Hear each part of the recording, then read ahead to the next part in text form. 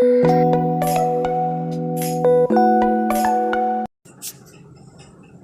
Everyone, welcome to Musharraf law classes. तो आज की क्लास में हम डिस्कस करेंगे आर्टिकल, सेक्शन, प्रोविज़न, एक्ट, इन सब में बेसिकली डिफरेंस क्या होता है। अगर आप मेरे चैनल पे नए हैं तो please subscribe my channel, share and comment. तो स्टार्ट करते हैं हम आज का लेक्चर, जिसमें हम डिस्कस करेंगे आर्टिकल। बहुत से बच्चों को ये कन्फ्यूज़न होता है। Initial you have to go law schools, आपको बहुत ज़्यादा प्रॉब्लम जाएगी कि आर्टिकल क्या होता है, सेक्शन क्या होता है। तो चलिए देखते हैं हम। पहला है आर्टिकल, जिसको हम अनुच्छेद बोलते हैं। सेकेंड इज़ सेक्शन, जिसको हम धारा बोलते हैं। थर्ड वन इज़ प्रोविज़न, जिसको हम प्रावधान बोलते हैं। फोर्थ इज़ एक्ट, जो अधिनियम। फिफ्थ इज़ रूल्स, नियम। First is article. An article is a separate and distinct part of a written instrument such as a constitution of India.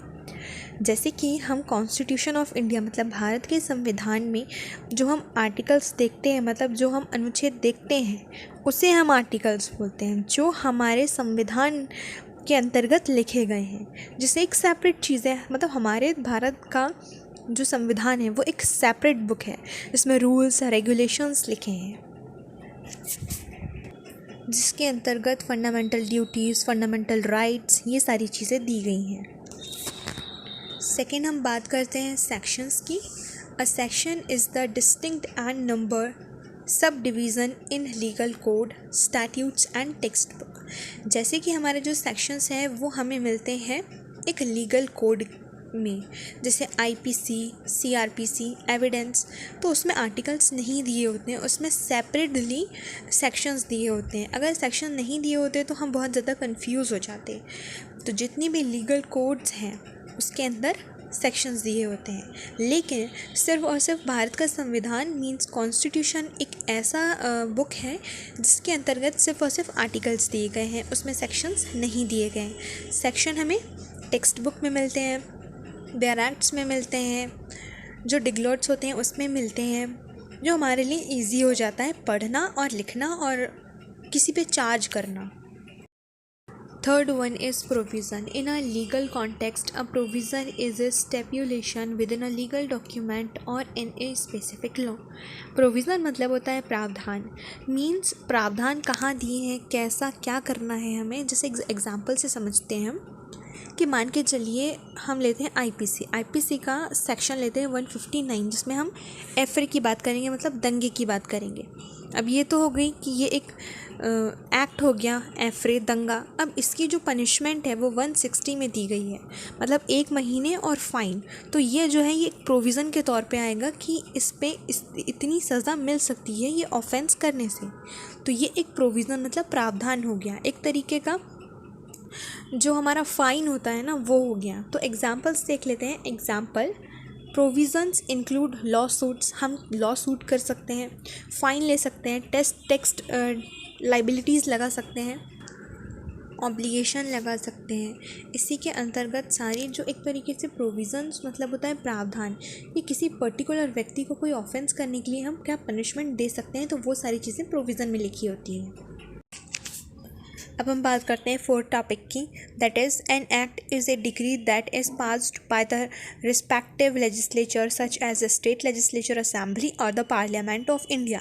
Act मतलब होता है एक तरीके का अधिनियम। मीन्स जो कोई नॉर्मल बिल होता है वो फिर सेंट्रल लेवल और स्टेट लेवल दोनों में एक्ट बना सकता है।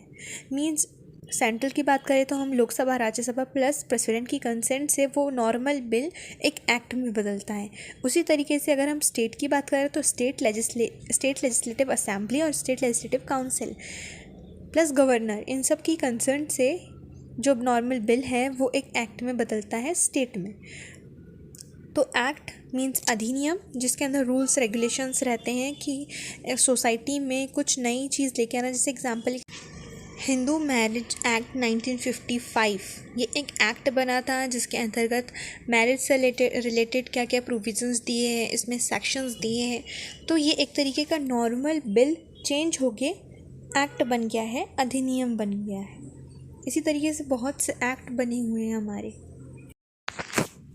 Fifth topic is rules, means niyam. The constitution declares India a sovereign, socialist, secular and democratic republic. Assure its citizens justice, equality and liberty and endeavors to promote fraternity. Means हमारे भारत के संविधान में जो preamble है उसमें कुछ rules दे दिए हैं जिसके अंतर्गत हर एक सिटीजन्स को अपनी लाइफ वैसे इस्टेब्लिश करके उस नियमों का पालन करके चलना है। जैसे कि हमारे जो भारत देश है उसको संप्रभुत्व राज्य गणराज्य माना गया है।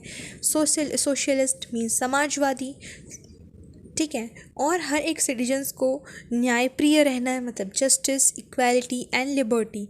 हर एक व्यक्ति को स्वतंत्र जीवन जीने का अधिकार है और हर एक व्यक्ति को अपनी जस्टिस न्यायपूर्ण जीवन जीने का अधिकार है।